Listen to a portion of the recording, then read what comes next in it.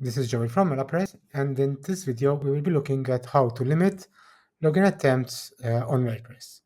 This is important as it protects us from brute force attacks by limiting the number of tries any user can go through when trying to log into our website.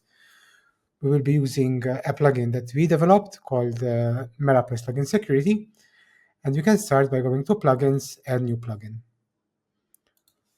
We'll search for Melapress. And you can see that it's right here, Melapress Login Security. Click on Install Now.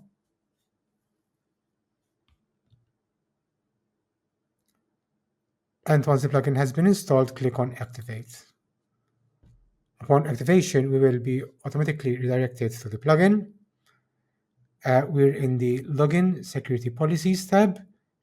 And first we need to take the Enable Login Security Policies button.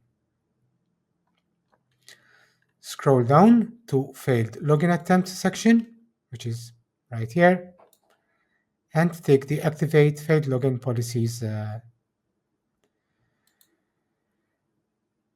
option. Next, we can choose the number of failed login attempts before the user account is logged. By default, it's 5. We can increase or decrease that number. Time required to reset failed login counts to 0. So, over what time period are the number of failed login attempts allowed? By default, it's 144 minutes. Again, we can increase or decrease this number.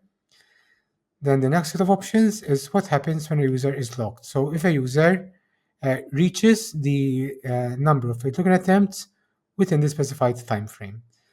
So the first option is that the account can only be unlocked by an administrator, or we can unlock it automatically after so many minutes, which by default is 60. We can change it to unlock it after 60 minutes. And then the other option is to require blocked user to reset password on unblock. So after 60 minutes, when the user can log in, once they successfully log in, they will need to change the password. Click Save Changes, and that's how you limit login attempts on WordPress for free.